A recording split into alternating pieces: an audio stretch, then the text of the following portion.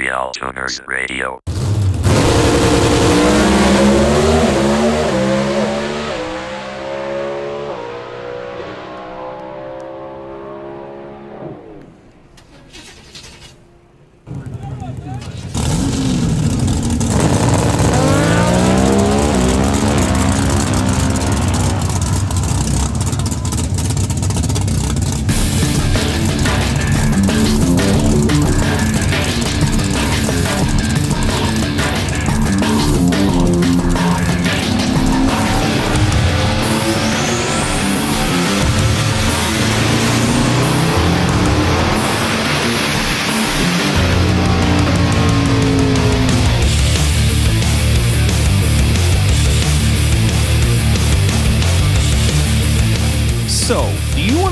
Tune electronic fuel injection live in person with the guys from RealTuners. We have 2-day courses in dyno shops all across the country. Register for these at RealTuners.com. Click on RealTuners live classes. For more info or to make a reservation, go to RealTuners.com or message us at RealTuners LLC on Facebook. Learn how to tune your own standalone EFI systems like Holly, Fuel Tech, Fast, and others on the chassis dyno. And now we've announced new GM, Gen 3, and Gen 4 2-day classes taught by James Short of Shore Tuning. Our classes cover such topics as traction control, individual cylinder tuning on a budget, safe tuning for maximum power, and power adder tuning. Upcoming classes with available seats are as follows. General Motors Gen 3 and Gen 4 factory ECU tuning with HP tuners at Trick Pro Motorsports in Palm Bay, Florida on December 1st and 2nd. And our new advanced standalone tuning for drag racers will debut at Kevin Smith's shop, KSR Performance in Gainesville, Florida on November 17th and 18th. This is a brand new class and Kevin's shop is the place to catch it first. Chicago area people, listen up. We have seats open at the standalone EFI Essentials class on October 27th and 28th in Rockford, Illinois. Details are in the live EFI tuning classes menu at RealTuners.com. Good evening, everybody, and welcome to another episode, number 64, in fact, of RealTuners Radio. Tonight, after Bewley rants about a few things, we're having David Adkins as our guest. You may know him as the quickest LS-based drag racer in the galaxy. We know him as the ender of arguments with Ford guys. Tonight should be awesome. And don't forget our usual panel of hosts. John Bewley from Little John's Motorsports, Tom Sewell from Fuel Injector Development, Bill Fowler with Big Hat Racing, Rye Klemp with Bull City Speed and Clapped Out, Mark Dahlquist with Throttles Performance, James Short from Shore Tuning, Logan Tarrant from Clapped Out and Brian Tooley Racing, Scott Evans with Helix Tuning, and myself, Scott Clark with RealTuners. Thanks, everybody, and welcome to RealTuners Radio.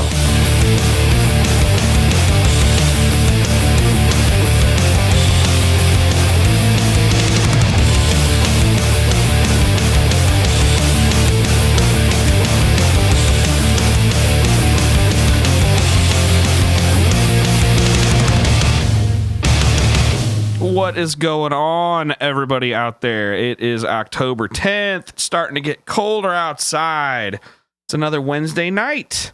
What is this? Episode 64, RealTuners Radio. Tonight should be a interesting evening. Got some cool guests on here. We've been chatting with them up a little last half hour or so, and learning how these guys work. Pretty interesting stuff. So, let's see. Without further ado, let me just go ahead and see. Hey, Rye, are you there, man? Can you hear us, brother? Rye Klemp. Anyone? I can hear you. Yeah, I'm here, man. He's changing a diaper or some shit. No, hey, I'm here. There he is. There he is. Somebody muted me. Weird. Oh, my bad. Whoops. We had to unmute ourselves. Sorry. So there's the first one. Everybody drink. Yep, hold on. Salute. Cheers. Is it unfair that I'm two Manhattans to the good before we started? Nope. That's kind of expected anymore. That's Bill. just laying down a little bit of prep. That's all. What's going on? So, not too much, man. Anything new in the week of whatever it is we do? Oh, man.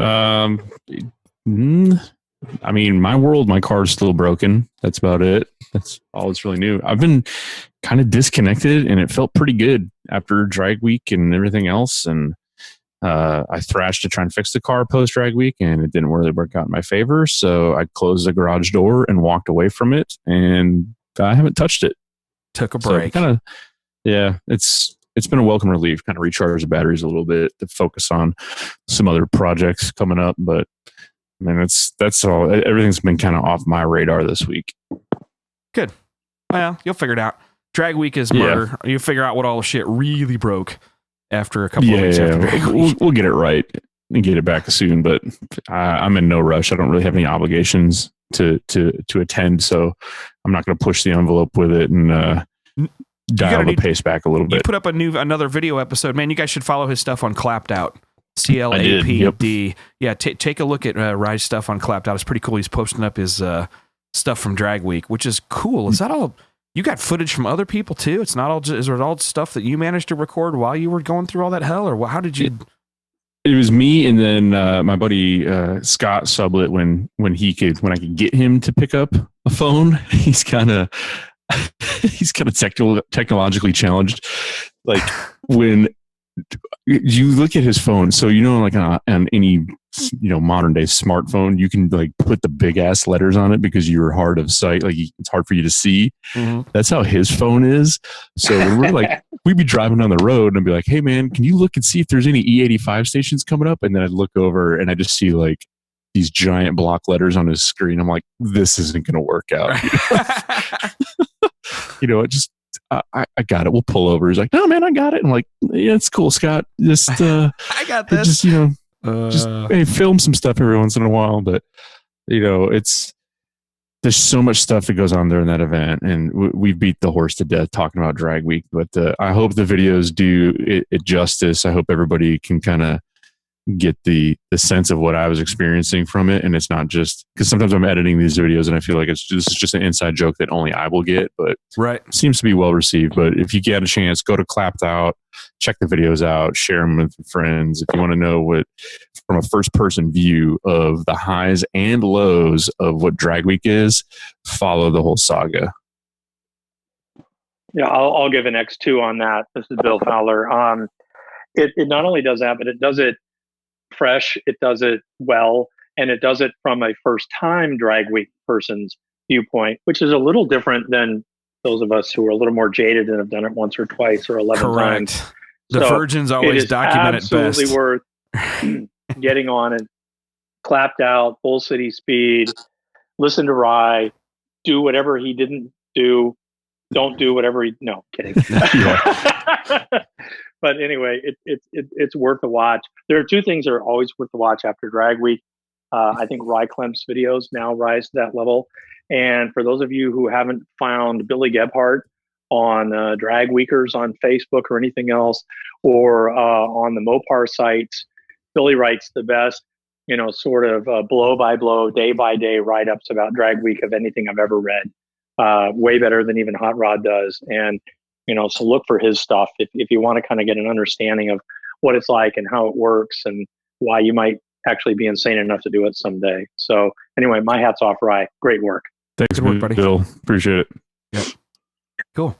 Now moving on. Bewley, what's shaking, dude? Did we mute him too? Everybody's all mad at me. Hold on. No, he's not muted. No, I muted myself there for a second. Before we get too deep in the episode, I want to say this. I just want to send my own condolences and the thoughts out to Michael Bunton tonight, and what he's dealing with in his life right now.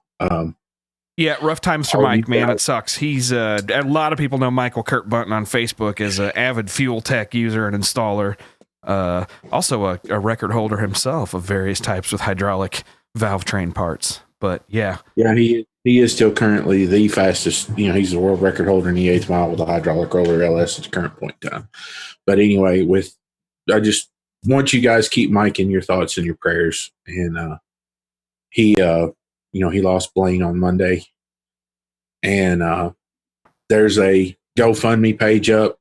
There's posts of it on BTR's website or their Facebook page and a couple other different places to help with the final expenses that he's going to be incurring there.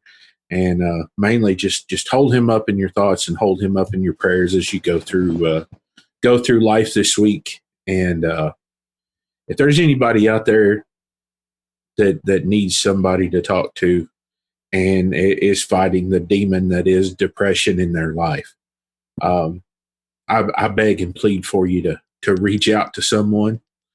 Find somebody to talk to. Find some way of reaching out and getting that help the best that you can, because there's, without a doubt, there's somebody on the face of this planet that loves you and doesn't want to lose you. And you're worthy of living your life to its fullest and natural end. So I implore you, if you're fighting that demon, to try and get some help. Well said. Thoughts and prayers to Michael Bunton out there. We're thinking about you, buddy. So.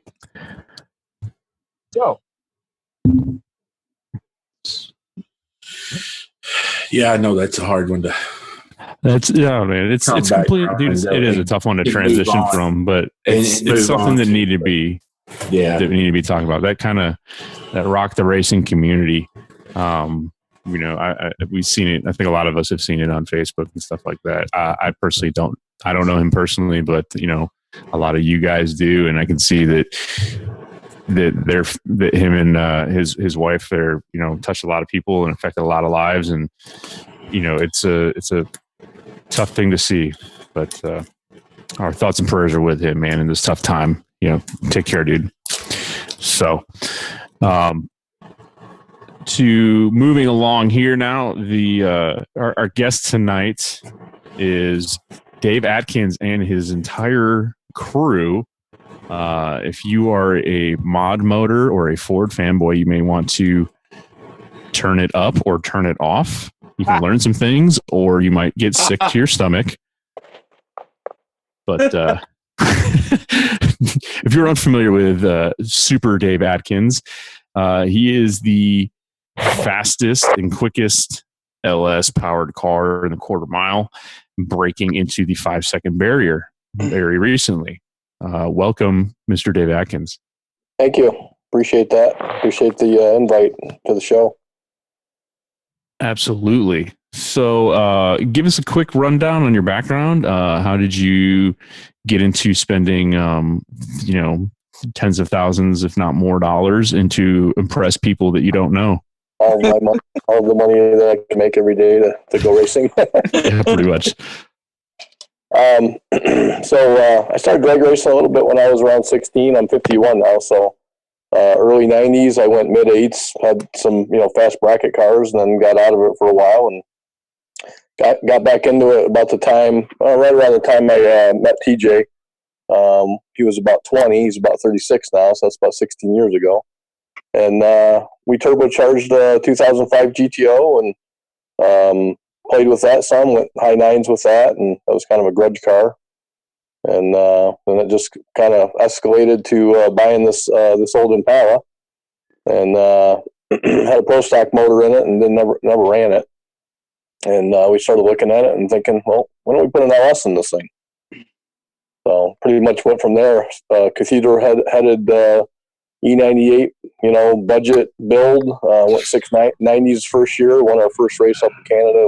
We went running 680s, 690s, and we're on our 5th generation of LS engines now after almost 9 years.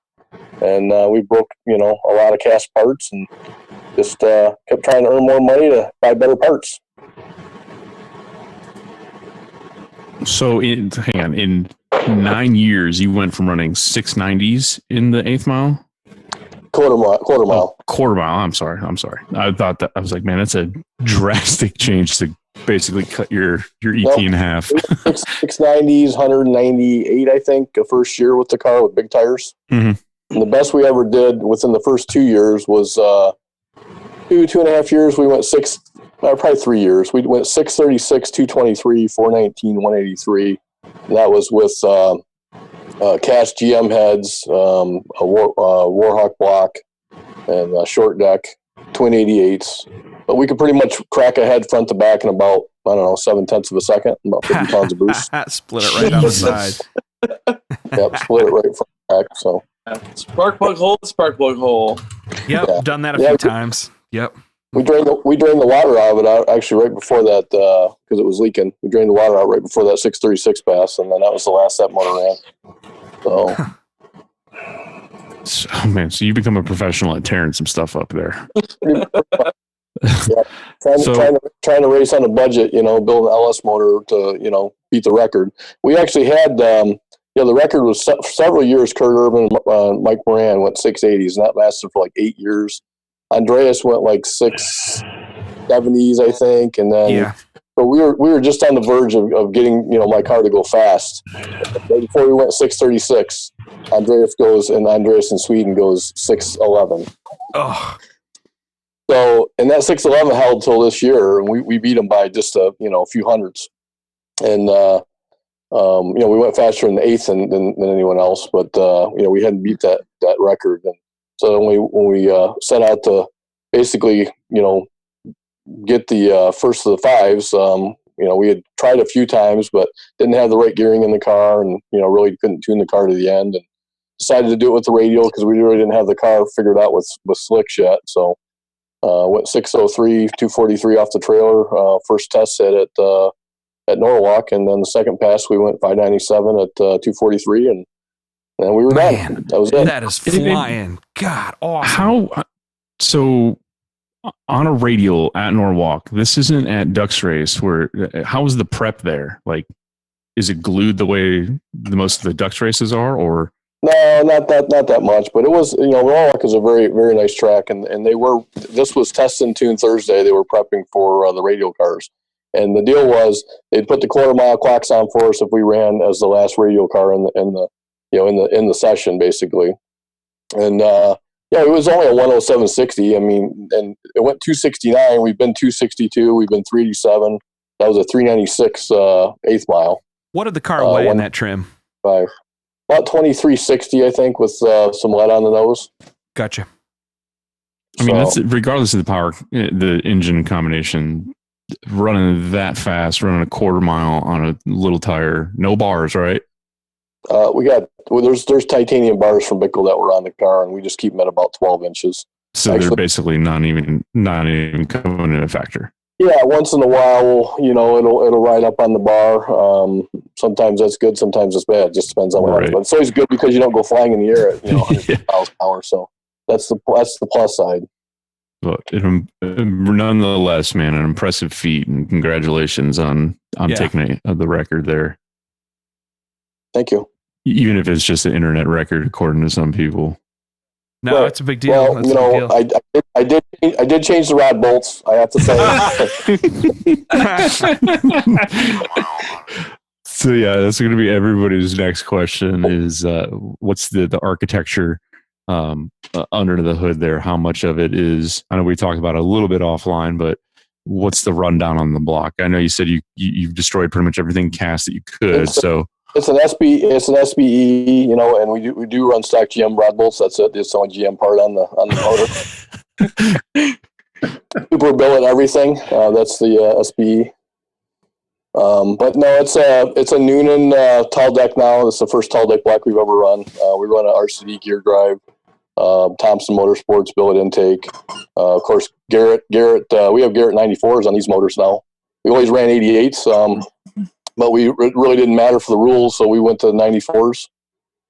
And Baker Engineering builds the engines, and all the good parts. Baker Engineering inline valve head that will bolt on an actual LS motor. It's an actual LS architecture block. It's not a conventional small block main. It's basically a raised cam tall deck LS. So about 60 pounds of boost, and we got Holley EFI, and we currently are running Fuel Tech CDI ignition with that. Do you run the FT Spark box? Is that what you're using? Yep. I just did my first one of those yesterday. First year for that. Yep. Yeah, I just started using one of those this last week. No, that's cool. So this may be a TJ question. What reluctor wheel setup are you running on this? Are you running a regular like a factory location 58X or something like that, or do you have a reluctor out on the front, or what are you doing? Can't run anything like that with the crankshafts that we get, these billet cranks. They really don't, with everything that's set up, they just don't work that way. But we run the MSD 4-magnet crank trigger. Gotcha. With the high. Scott wanted to hear from TJ, Dave. Come on. What's that? I said, Scott said, this is a TJ question, and then you answered. Oh, I'm sorry. I missed that. I don't know if TJ's your tuner, right? Is he the guy you designate as tuner, or? Tuner engine, it helps me. Basically, we configured both cars, built everything on the cars together. So nice. All kind of a, team effort. So, but yeah, go ahead, DJ, on technical end. I'm giving you crap, dude. I think you have it covered there. No, that's pretty cool. So, TJ, how long have you been working with the Holley system? I mean, did you learn it on this application too, or did you, how long have you been doing the standalone EFI tuning, I guess? Well, the Holley application, we learned on this car. So I had never worked with it before.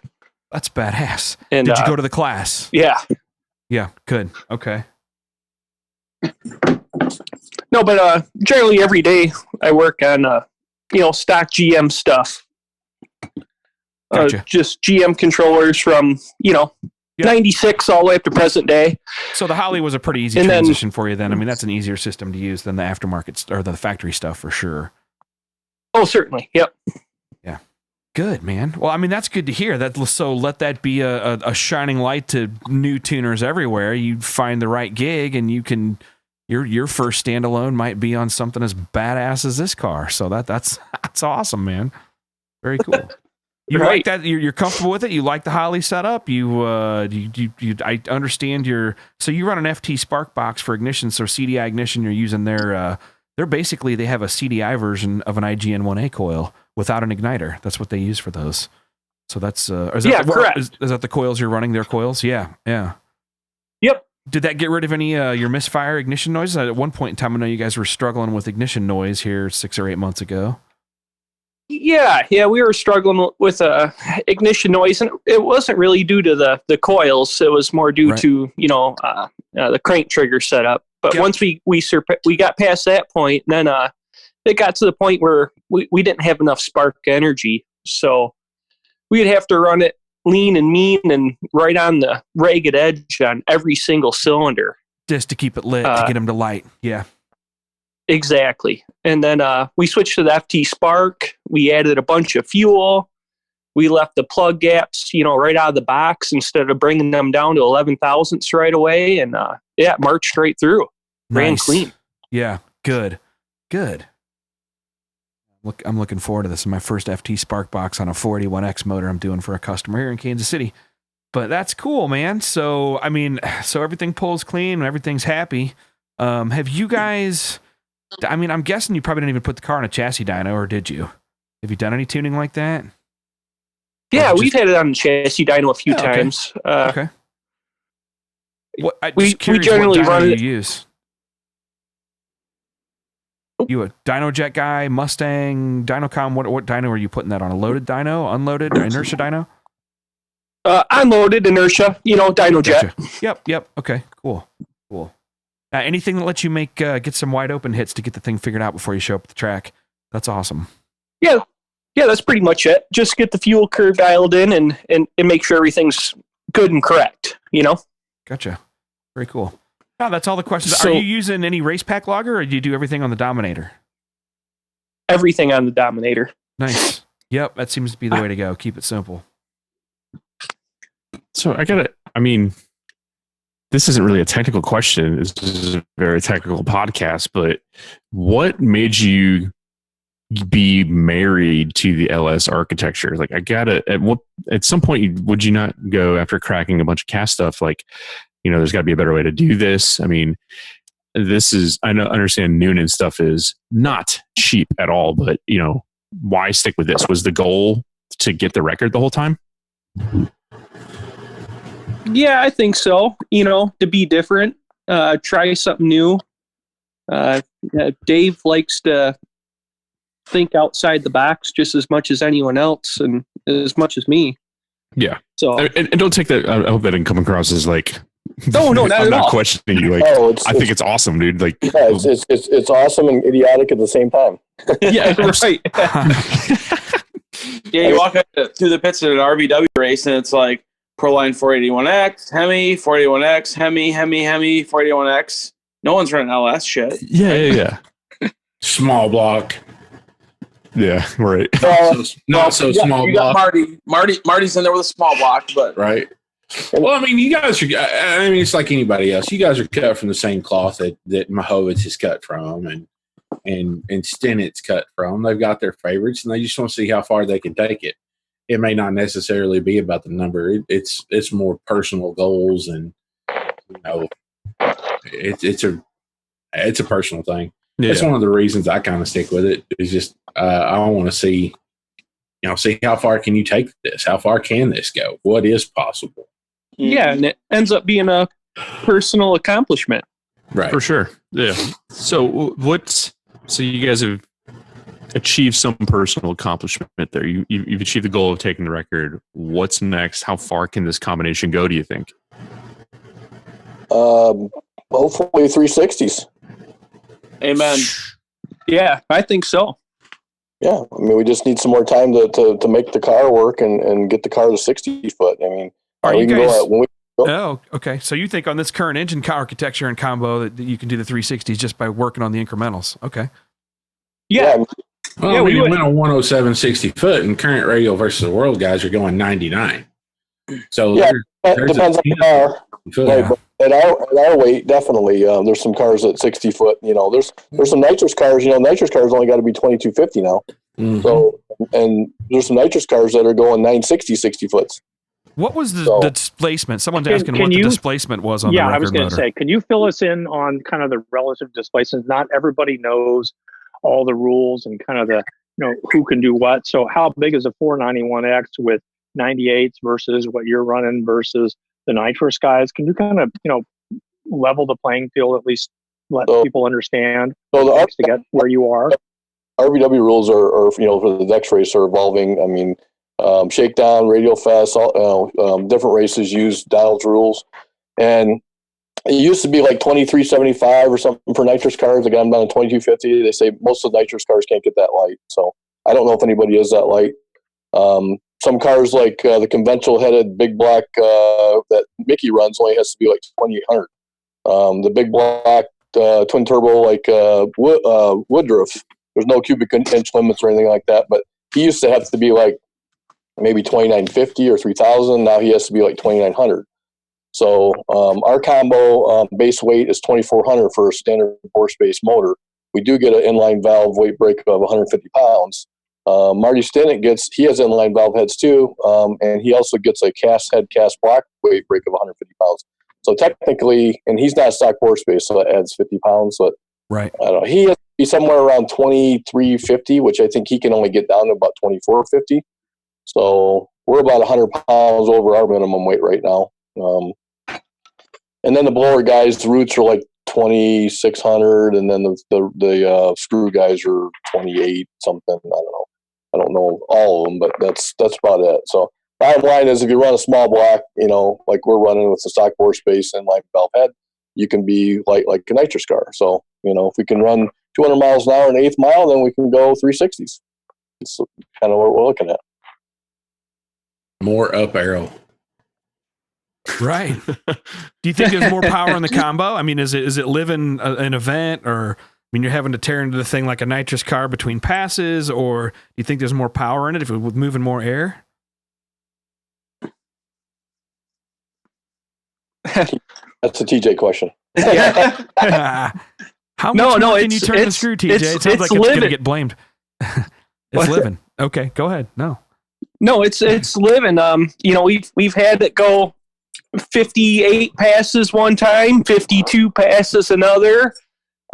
You have your funky failures here and there where, like you have a camshaft break, a billet cam break for no reason at 5 or 6, but no, it's living. So we're not pushing it that hard because we don't have the budget to do that. So we try to tiptoe on the thing, and be calculated.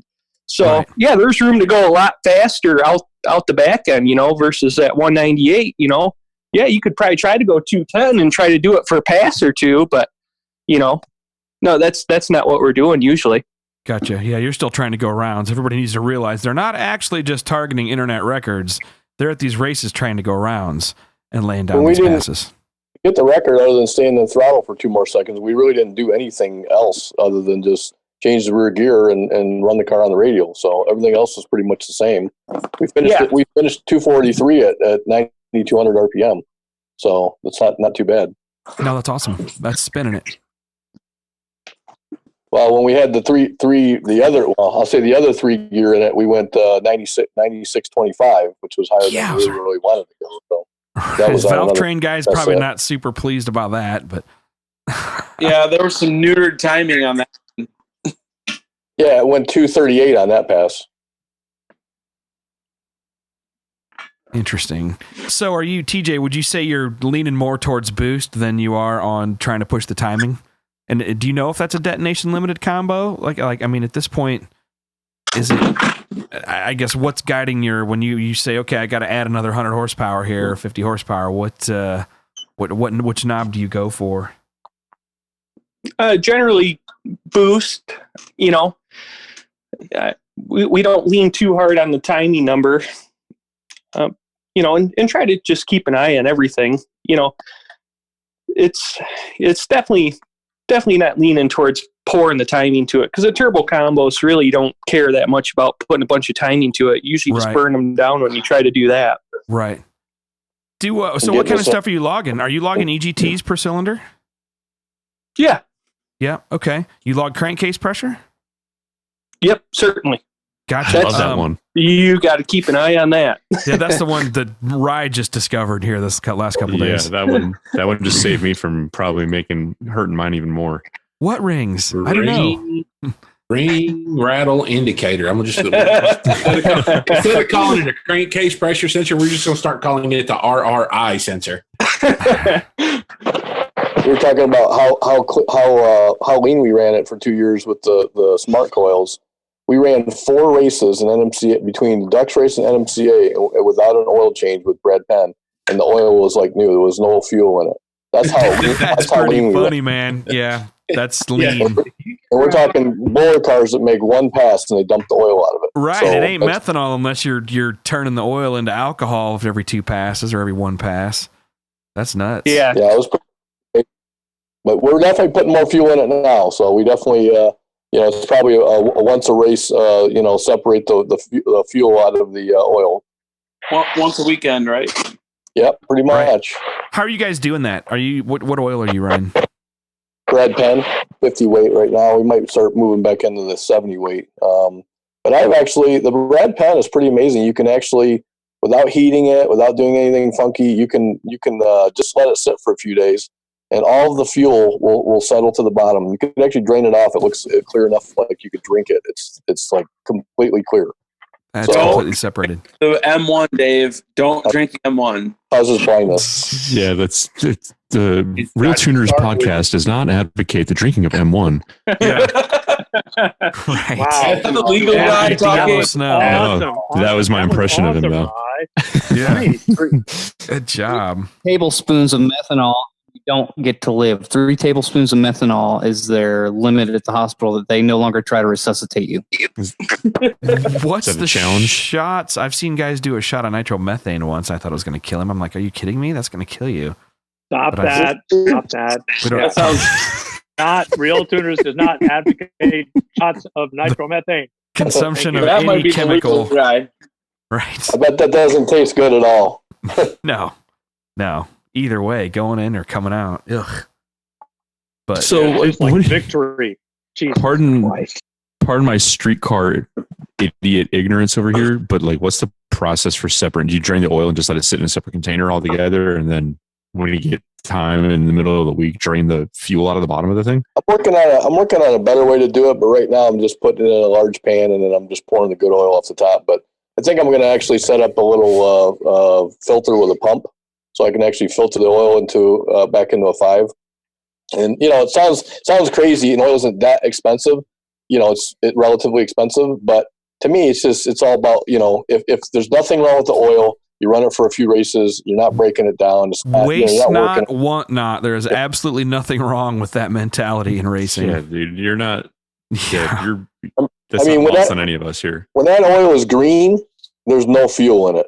I mean, it's 100%. But I'm gonna do a little remote filter and a little pump, and I think I'm gonna just use that to filter all the oil. And basically, just thing where you start and drain it out and dump it into another container that just has a second drain on it that you can drain the bottom half off, and right. then when you start, I might just draw it right from the top, and just draw. You know what I mean? Just draw it right from the top. Right. Or put a spigot on the bottom and drain the liquid off the bottom. But that's you lose some of it. But you just, like I said, I did it a few times, and I'm just like, there's a lot of guys, they heat it up and everything, and if you heat it up to a certain temperature, it'll burn off and we do that in the car with the heater on the tank. It'll burn off a certain amount of the moisture and the fuel that's in there. Right. But heating the oil, you're just running it through another cycle, of use at that point. No, I just wanted to touch on that because I think there's a lot of guys listening that, aren't on that level, that these are just the little tidbits that I think is cool. Never knew, never considered. The lower budget crowd is really starting to. The lower budget crowd is really starting. They're starting to embrace methanol. Sorry about that. No, it's just so we got a lot of guys. We get a lot of, hey, okay, I'm switching off E85, going to methanol. So it's interesting stuff for the guys to hear that. That's cool. Thank you. Yeah, I was told that many of the oils that people run with methanol, they do not separate like that, and they don't separate the way Brad Penn does. So I don't know what oils do and which oils don't, but I know Brad Penn does. Very cool. And if you have your tank in your car design, where on the Camaro, I have a 10 AN cap. I can just loosen that cap, and when it's loose, all the clear liquid will go right off the bottom of that. So I can drain that before we start to circulate it, and before after the car sits a week or so. Yeah, cool. Awkward silence. Time to take a drink. Yeah. Oil and alcohol. I was thirsty. Scott, I'm going to gently suggest that I think we should bring I've got a connection. We can bring somebody on from runs a top alcohol dragster, an actual alcohol car, not a nitro injected car. But that might be worth, because those guys in that space have been running this stuff for 40 years. Say this literally decades. Yeah. So this might be worth a little follow up. Maybe that's a question for our buddies over at Driven or something else. But let's think about adding that as an episode. Duly noted. To talk about what people are doing with oil and methanol and these other things, because it's become a thing. So let's help our listeners figure out how to make the right transition without breaking stuff. When we were on E98, we used to run 1540 Rotella out of my bulk tank at work. So that worked fine for that. Yes, because that's what I run. Love Rotella. Love it. So here's another TJ question. Do you lock your tunes between rounds? Well, I can't touch it. Absolutely I'm not. gonna go have a smoke break while Bewley goes on his rant. Hold on. I know this is a righteous rant. He looks back at me and holds two fingers up in the air, and I need to flip the key switch before we flip the ignition on. Yeah, valet. Dave can't handle it. Don't sit there and talk like it's going to be me going on the rant. No, it's actually going to be me. I'm just trying to blame it on you. I know. I was the one bitching yesterday. Yeah. I've got a pretty wide set of shoulders on me, but I'm really not in the mood to carry your bullshit. So you can carry your own for a little while. The lock tunes just burn in hell, people. Oh man. No, okay. Scott, yeah. Breathe. Okay. Breathe. Okay. Now let's talk about what are the negatives of dealing with tuners who give you a car with completely locked tunes and configurations. Go. That suck. Okay. Boom. 99 times out of 100, anybody that sends something out of their shop with a locked tune is ashamed of what's in the computer and they don't want anybody to see. Amen. and it's garbage. That's why it's locked. They don't want anybody to see how big of a pile of steaming hot dog shit it is, and that's why they lock the computer so people can't see it. Or they have to wipe the ECU completely clean and start from scratch if somebody else comes back behind them to read it. Give it a little bit of Clinton care. Right. That's the reality of it. That's just the reality of it. No, this case wasn't quite like that. This tuner was awesome. The car was running great. It was a safe, conservative tune. It was a higher budget deal, but it was just, and it's funny. I work with not just racers, but I work with stationary engine companies, and do calibrations, and they want to switch controllers for whatever reason because something's got more I/O. So, one of the things I do or services I offer just on to that crowd is, I guess, kind of back engineering the legal way, where you really are looking at data, or you're putting a scope on the motor and you're saying, okay, at this RPM and this load, they're running this much timing and this much pulse width on the injectors, and you build your tune. But bringing that back to the race car crowd, I had a pro mod-ish car with a Proline 481X and a complete fuel tech system, AMS 2000 race pack, everything on the car, and the owner of the car didn't have a wiring diagram, wasn't given a wiring diagram, he had copies of the tunes that the car ran on, but he couldn't access and change them. And it sucked for him because he's like, well, I want to try another degree of timing or take some out here or whatever. I want to be able to work on this stuff and not have to phone my guy when he's not at the track with me or whatever. And so I spent 2 days, just tracing everything out on this car and figuring out, okay, what output is the dump valve plugged into? Is it PWM? Is it going to a solid state relay, or is it on off?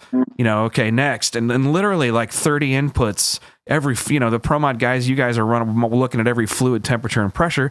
Well, I had to figure out everything from what PSI the transducers were on up to where they were wired, getting them set up, and then I could look at data logs from passes the car made. So I built the tune based on, all right, it's idling at this much pulse width, it cranks on this much pulse width, it stages here, this much timing and this much boost, or this much pulse width. So just kind of rebuilt the stuff from scratch backwards. And the whole time, you got to know, Bewley is the guy that I will go bitch to first, generally. So for whatever reason, if I'm like, okay, I know I don't want to get on Facebook and just make a big public bitching post. I don't want to be Mr. Negative.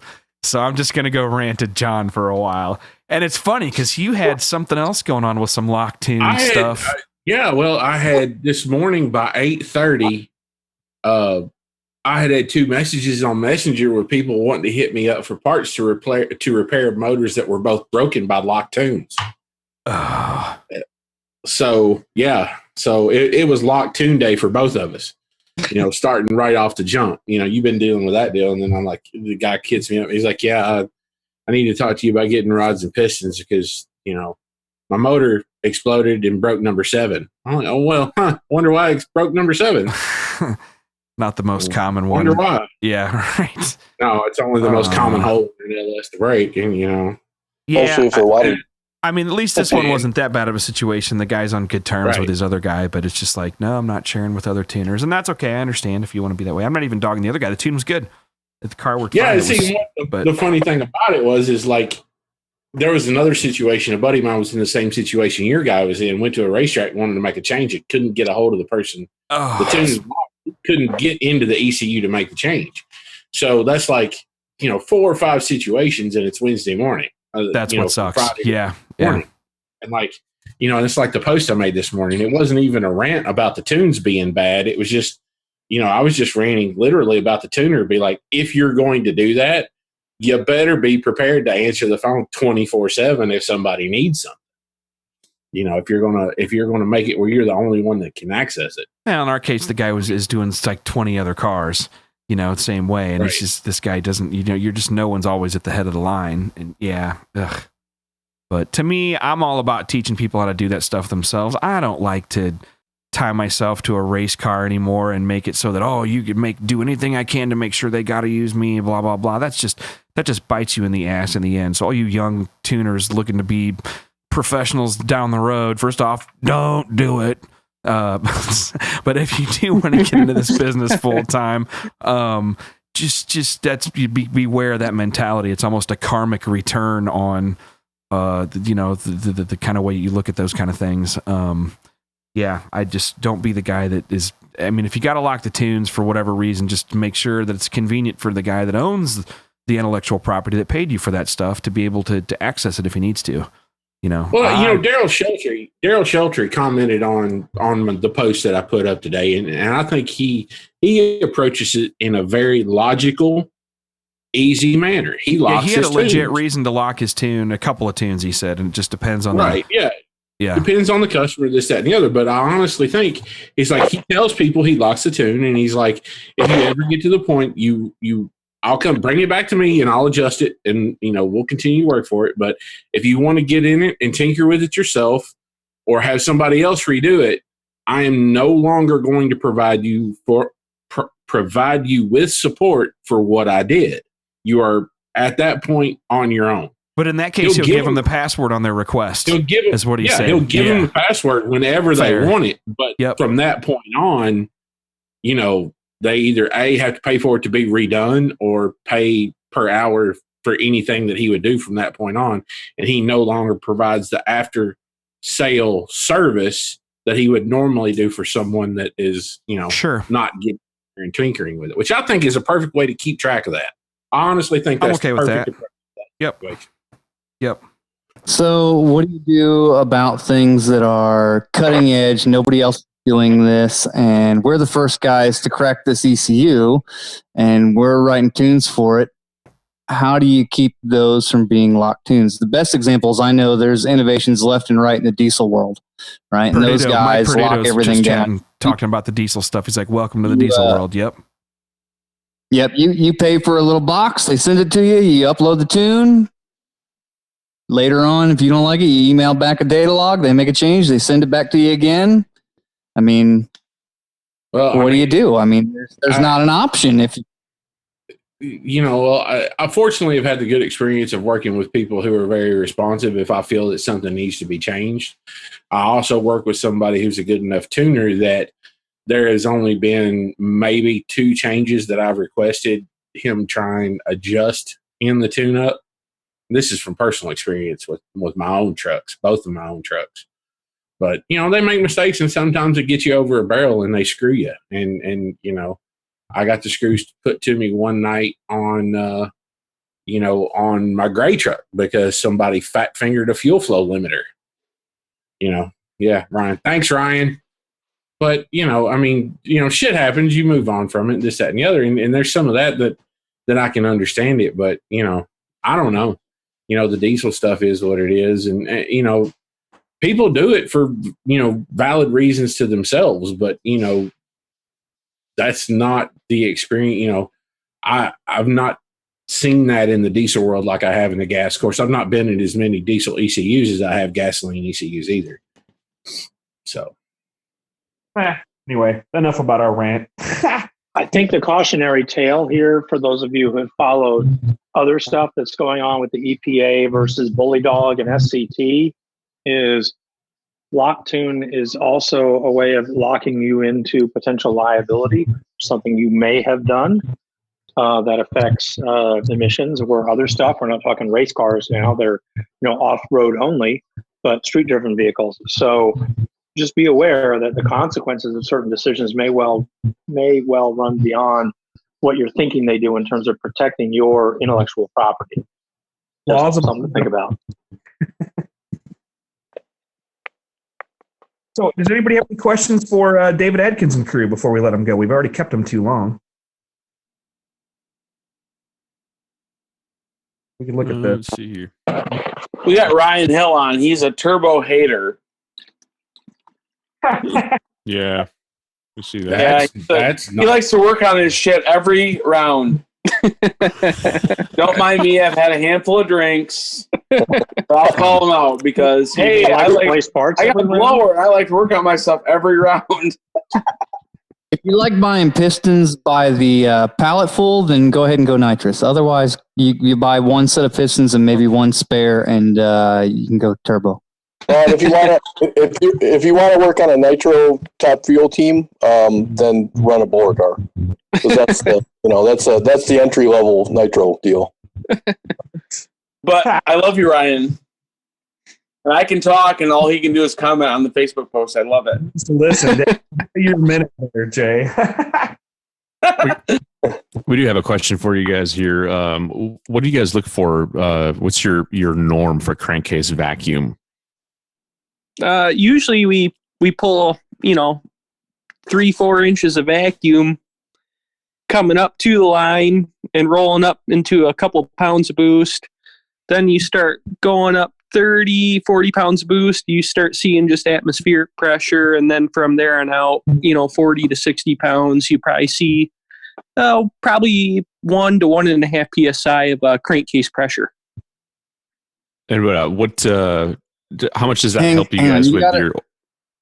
Go ahead. You got to remember before they talk about this that crankcase vacuum is specific per how the engine is set up. The rings have to be set up properly for it. Everything has to be right for it. It's not just you should run this amount. This is what works, because stock rings don't like a whole lot of crankcase vacuum, right, where a real black set of rings can take a whole lot more. So depending on what you're doing, you need to set the engine up and ask your engine builder what kind of crankcase vacuum you should run with the thing, because it's going to be per vehicle. Right. Absolutely. And you guys run a dry sump on this car, I assume, correct? Yeah, we run a daily pump on it. And how much this? Well, I guess this kind of goes hand in hand with that. But the oil contamination. Somebody's asking on our Mixer chat here, how much does that help you think with oil contamination, having a vacuum on the crankcase there? Oh, I'm sure it helps quite a bit, especially during idle and warm up. And down track a little bit, but it gets to the point where I don't care what dry sump pump you have on it. You're not going to be able to pull crankcase vacuum anymore. Right. Let's see what else. Other questions we got here. Guy asking if the block is solid or if it's water, and where are you placing the pressure sensor to measure crankcase pressure? It's solid, and we pick up crankcase pressure either through just through the valve cover or through the valley cover. You can pretty much put a sensor anywhere on an engine and it'll pick it up. Anything that has access to oil and oil drain back is crankcase. Yep. There's also questions about EGTs at the stripe, TJ. That'll vary on what we're doing and how we're doing it. It could be 1125 and it could be 1300, and how aggressive we are early in the run and how we're trying to put out the fire at the end of the run, and the weather and water. You got that right, but we made it past before under 1,000 when we were at Bowling Green. It was like driving into the fog. Yeah, a lot of water greens. How deep do you have your EGT probes? I guess, how deep are your EGT thermocouples? Yeah, that's what I was going to say. Everybody's EGTs are different based on where they're placed at in the headers, depth of them. I have one car that's dead consistent EGTs, but we move them in another 30 thousandths and pick up 400 degrees on the EGTs. So I was just curious if you got a standard depth or how you figure out, or how did you figure out how deep to mount them, and how do you do it consistently, TJ or whoever? We run the EGTs run about 3/4 of the way into the primary tube, and they're about 2 inches out from the header flange. And really, that's just a way to monitor a trend. There you go. That's what we say too. Yep. The plug doesn't lie. Right. Hallelujah. And you can see if a hole's going bad or valve train. You can see all kinds of problems with an individual hole with EGTs. That's most of what I get out of EGTs. Yep, it's a diagnostic tool. Right. Yeah, but a very plug handy will tell you one. What's going on inside the head, and the EGT is a parallel sometimes to that. Right. If you don't know how to read plugs, find somebody who does and try to learn from them. Have them show you, and because once you learn how to read plugs, you can see a lot of things that you didn't know were going on. Alternatively, you can be like me and consider it a big bullshit science, and then just fill your way into it. We're going to start adding. We're going to start adding plugs. that a portion to the RealTuners class. Here's how us turbo guys read plugs. Pull the plug. Is the strap still there? Sweet. Shove it back in the hole. Yeah. Add more timing. That's me reading plugs. Read where the timing. One thing to switch over to methanol is if you're going to make a lot of power, budget a set of plugs for every pass if you're tuning on it. Yeah, I actually can read methanol plugs. You're looking for how much cadmium you burn off the plug each pass. You know, exactly. Those are easy to read. Methanol plugs or are easy to read. Or pick up a sponsor like NGK. Right. For days. Good call. Pro tip. Yeah, if you go with the copper plug, it's way easier to read. So some of the guys that are over in the mixer chat are kind of going on about the crankcase thing to go back and revisit that. So once every motor's different. There's not a magic number, but when you establish your baseline, how big of a fluctuation do you look for when you go like, that's not okay? Like what's the anomaly that you search for on your data? Right. 10. Oh no, not 10. Oh, 10's ugly. 10 you're picking up parts. At least in our case. Yeah, I mean, and you look for spikes or variations, and that'll tell you what's coming up and how ugly it's getting, how quick. But I mean, if you jump like we normally see 1.5 pounds, 2 pounds through the stripe. If I see 5 or 6, I'm pretty worried. Yeah, something is wrong somewhere. Yes. Yeah. Yeah. I'm assuming most guys are asking because they want to stick this on their car. If you don't have a vacuum pump, you can't listen to those numbers. Most guys that don't have a vacuum pump and just vent typically have a couple pounds of pressure. Not that that's good, but that's normal. Right. But what you do is you make a safe pass where you know something's fresh and it's not hurt, and you use that as your baseline, log that, and see what's going on in there. It's good to know what's going on.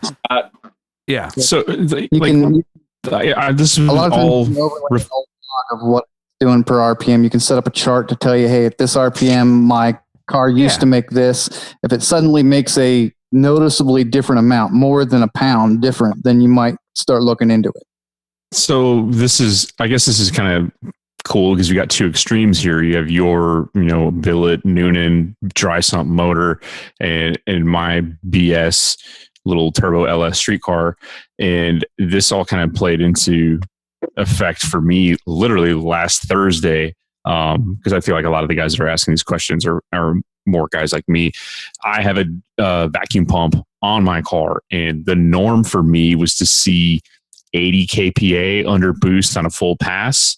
You guys know I torched ahead on drag week, put the car back together, thought the only damage I did to the car was the top end. Is that 80 kPa absolute or map sensor? Map sensor.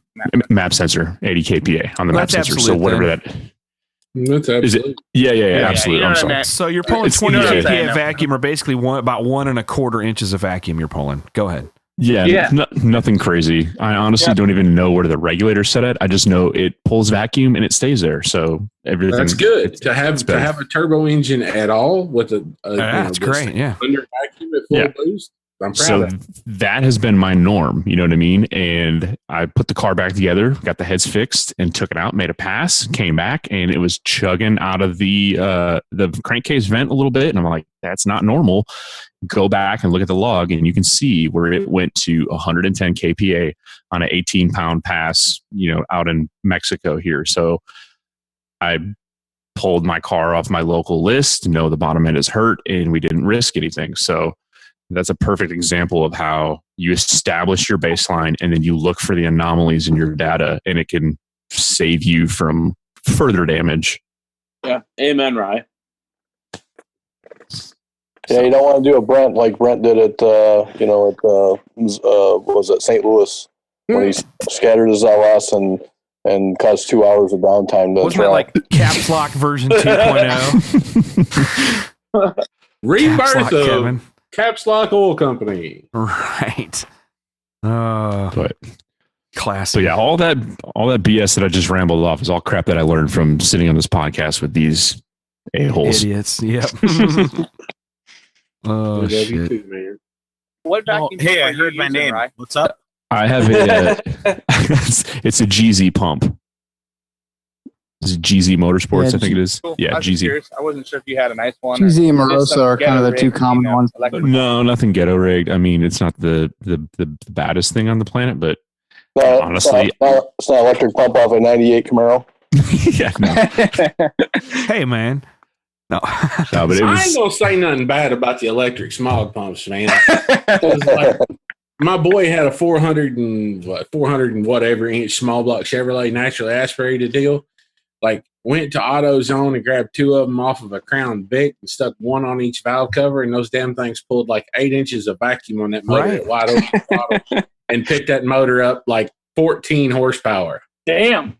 With just one plumb to each valve cover, and he put it in the car that way, and he's like, yeah, and like that motor's still humming along, running at like 6-8 psi or 6-8 inches of vacuum on that thing. Yes, honey. Yeah, if there's you look really at a spark no plug, downside. that's 8 inches. Just saying. That's what she said. So in the naturally aspirated world, Scott and I have pulled 8 inches of vacuum just off a header panty vacs. Yep. If you really work on the pan vacs, the Engine Masters guys become pros. The super stock altered Hemi guys, I learned some of those tricks from Ray Barton and David Barton, but how to tune a pan vac setup to pull 8. I've actually seen one pull 12 inches on their super stock altered Hemis that Barton's do. They pull 12 inches with pan vacs. That's the valve on the header. Yeah. Yeah, that's the old fashioned header evac thing with the one-way valve and all that stuff that we used to run back in the stock. And motor's got to be sealed days. up real good though to do that. The more time is spent on sealing the motor up than figuring out how to pull the most vacuum. But I mean, they just did a thing where you ran a bunch of dyno poles on a motor and put a map sensor on it and tried different angles and placements, and it was interesting stuff. But so we ended up using that. He helped us out with that, and we used it for an Engine Masters project, and it was good. It was worth quite a bit of points, So as Mark points out, on the naturally aspirated game, it becomes a big deal for max effort stuff. To the ghetto turbo guys out there, if you do that, be prepared to shoot a bunch of oil all over your exhaust, and it will burn for a long time. So make sure you get that set up properly if you give that a shot. Tom was a resident realist, right? Cameron Waters, no, you wouldn't run a panty vac on a turbo setup. But the other thing, when we were doing that, is there was a deal where we pulled the valve covers and checked the valve train maintenance and this and that, put it back together, and we made a pull, and we were down, I forget what it was 10 horsepower, 11 horsepower, something like that, and we all looked at each other like, what happened? Did we just hurt it? And here one of the panty vac hoses had been left off, and we weren't pulling crankcase vacuum. Yep, you noticed it. Wow. And on the naturally aspirated stuff, that 7 or 8 horsepower hurts. The turbo guys like turn the knob up. But you're right. You guys are missing that manifold pressure. Right. The rules. Fighting for 7 horsepower. What the hell are you doing? 1 pound of boost is 25. Right. What the hell, bro? What do you mean you spent 2,000 horsepower to make 16 horsepower? What the hell's wrong with you? Right. Blower guys. Like 16 horse. What the fuck? Right. Blower guys. Hey, we should let our poor dude. I told these guys just stick around for 20 minutes. They've been here over an hour. They've been super good sports. They got nothing better to do than drink and bullshit about cars. I mean, let's be real. Yeah, it's just bench racing at its best. What else are they going to do? Hey, before you guys go, you guys got sponsors? Anybody you guys want to thank? Yeah. Yes. Go ahead. Lay them out. Take all the time you need. We got time. Baker Engineering, Garrett Turbos, Bonafonte, Pro Torque, Holly EFI. Been working with Matten lately. We got Ross Pistons, can't forget them. And Thompson Motorsports, my billet intake. Okay, go ahead, Jay. Firecore. Rick Gorski for the win. Yep. Rick Gorski, the man, the myth. Brian Tooley. Yep, BTR. BTR. Who else? Got Sanders wheels on the cars for the radials. The Pirate. I needed a gym for my wiring business. That's what it boils down to. RPM transmission. The shit out of your wiring. Jay Blanchard Wiring Systems.com. I think it's going to be the wiringguy.com. That's what it's going to boil down to. The wiring guy. Supposed to have those prepared before you get on an advertisement, but that's fine. You guys are welcome back anytime. Turbo Smart, of course. Right. All right. Good stuff. Well, I thanks, you guys. appreciate it. Yeah, stick around. You can hang out and chat with us for a couple more minutes here. We'll talk to you guys here offline. We always like to do a little after hours thing and chat a little bit and have the interesting conversation. But cool. So check us out, man. If you guys are interested in any classes, we got a Chicago class coming up. We got a couple of Florida classes coming up with seats. So check out RealTuners.com. Click on live EFI tuning classes and maybe join us for a class. Otherwise, thanks for listening tonight, and we will talk to you guys in a week. Everybody have a good week and peace out.